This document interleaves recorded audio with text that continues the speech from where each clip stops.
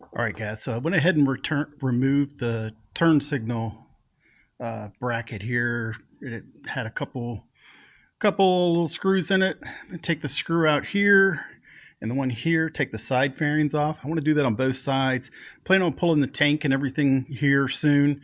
So I want to go ahead and get those out of the way, and we'll move on from there. I'm working right now on the steering head bearing, but I may include some of this video in on when I remove the tank to do the air filter and check the valve clearance. So just getting things off now that's going to be kind of in the way.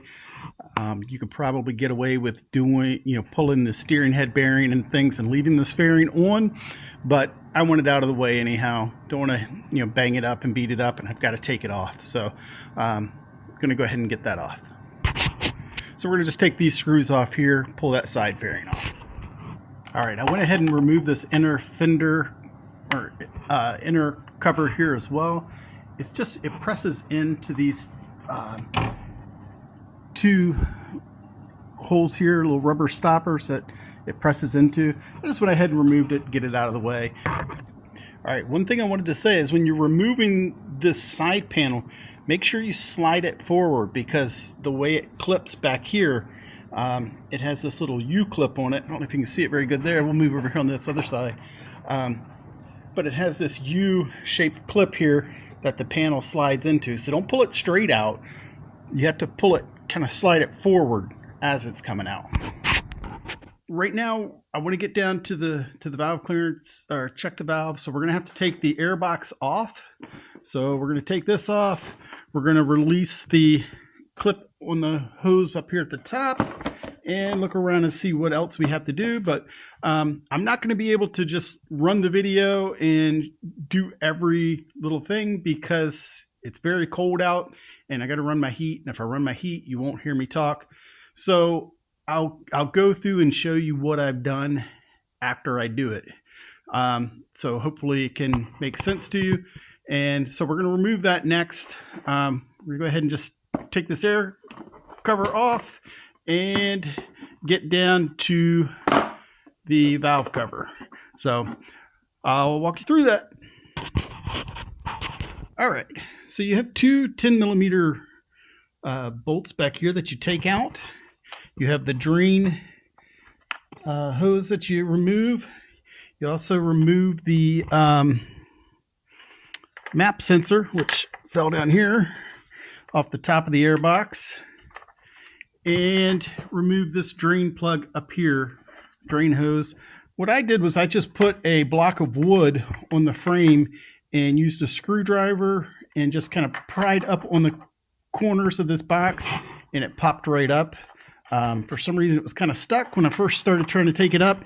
So I think we have another hose on the other side we've got to release. Let's see. Yeah, we have this lower drain hose here we have to release now that we've got the airbox up. So that's how you remove the airbox. Okay, I just thought I'd show you this real quick. On the front of the airbox, there's a metal tab that goes right into hold this valve up here, and there's a rubber stop right down here in the bottom that the bottom of the airbox pops into. So let me get my air hose. I'm going to blow all this debris off of the valve cover, and then we'll get to probably next is probably removing the spark plugs. But I refer to the manual, so I suggest you refer to the manual as well.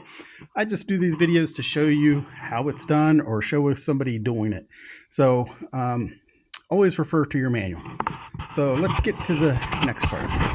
Okay, so disconnected all three of the coil packs, and let's see, you should be able to just pull them out. I don't think there's holding them in.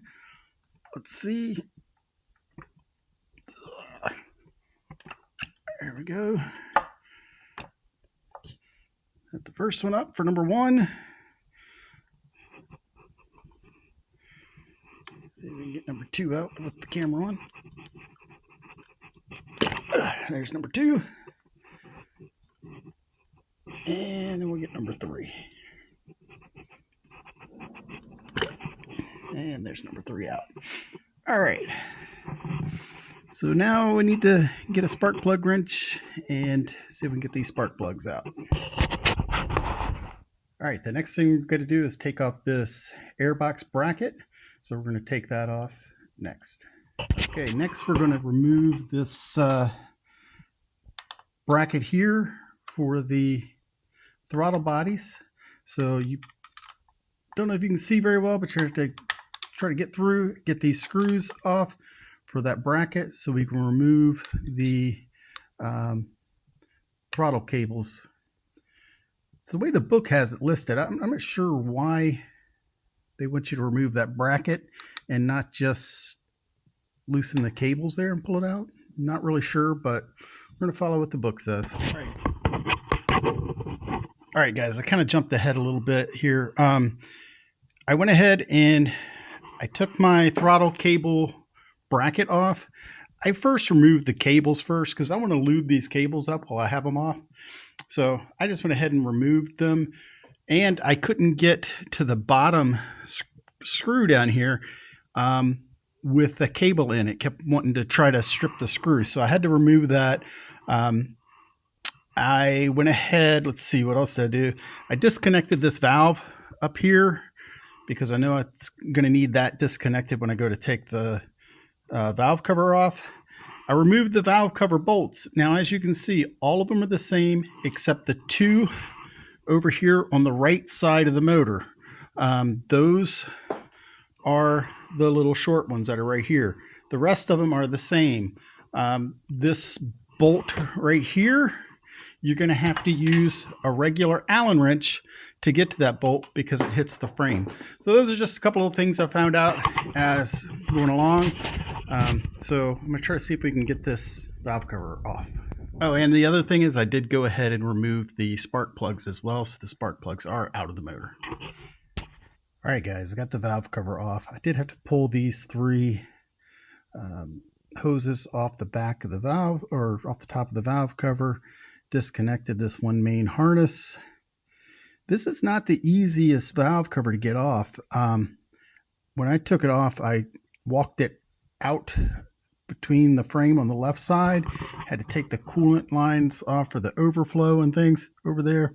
So there's some things you're going to have to take off and work around to get to it. Like I said, not the easiest one I've ever done, and I mean, not the hardest thing I've ever done either, but it's not really easy. So we're gonna check these valves and then have the fun process of starting to put it all back together. So let's do that next. All right, guys, let's see if I can show you how I'm adjusting the valves here. We got you get cylinders number 1, 2, and 3, and you've got your intake at the back and your exhaust at the front. So like this intake valve, I don't know if you can see very well, it's pointing up. This is how the book tells you to adjust the valves. Just roll it over till the lobes are up and then measure them. Now the front can be between 0.10 to 0.20 millimeters. Now I just checked these valves here. This is a 0.15, and I can slide it in here and I get a little bit of drag. So to me that feels good. So this one I wrote down a little chart on my little log that I keep track of my maintenance, and I put down 1.5 or 0.15 for those. Now, as you can look over here, the number 1 exhaust is pointing up. So now we could check the exhaust, and that one is 0.20 to 0.30 millimeters. So we'll check that one as too while it's up, and we'll move on that way. These are probably the only ones I can show you because the rest are so hard to see and get to. Well, they're not real hard to get to, but there's no way I could record them. But that's what I do is just then I'll rotate the rear tire and get the number 3 exhaust. And I think it's the number 1 intake is what I'm still looking for. So it's not that difficult once you get this valve cover off. That is not fun, but just take your time and you could do it. I've heard on a lot of forums that not many people have ever had to shim these, but I like to check for my own knowledge and to know what's going on with my bike. So I'll check these now, and then I'll check them probably again in another 20,000 miles and see, if there's any change. But so that's what I'm going to do. I'm going to finish this up, and we'll be back to put things back together. All right, guys, so here's the little chart I made, and as you can see, the intake valves are all in spec. The exhaust valves are all in spec. So I think we're good to go on this for a while longer. So they're all pretty close too, so that was good. So now we're going to start putting this thing back together. All right, I got the valve cover back on. I'm going to start torquing down the bolts. It says to do 14 newton meters and to do it in a crisscross pattern. So I'm going to do that and get these all torqued back down, and then just start doing the installation in reverse from what we had done to take it apart. All right, I got the hose connected back here in the back of the valve cover, and I connected this valve back up. I just put the spark plugs in and tighten them down. So now we're going to put the I'm going to put these two screws in here to hold this mounting bracket in place, and then we'll drop the coils down in the on the spark plugs. Okay, back here when finishing up the valve adjustment, I am just tightening up these bolts to the throttle cable here. I put the bracket back on, and so this part of it should be good to go. And so we just have to put the airbox back on. So should be good. So I'm gonna pause it here for a minute as I get these two tightened up and get ready to put the airbox on. All right, guys, the next thing we did, we snapped the airbox on. Make sure you put your drain hose back on the bottom. This crankcase breather hose on the other side. I reattached my coolant overflow and everything back on as well. So now all we have to do is put the tank on and reattach the there should be two connectors here. These connectors, I can get it out of the underneath the airbox here. I'll work on that. But so we got just a few connectors to put back on, and the map sensor, and then we'll be ready to put the tank on as well.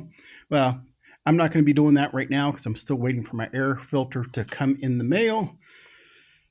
So we're almost done with this valve adjustment, and hope you liked it. Hope it helped. I'm going to go ahead and just end the video here because I'm not going to do anything else. And please like, subscribe, and we'll have more to come on this bike.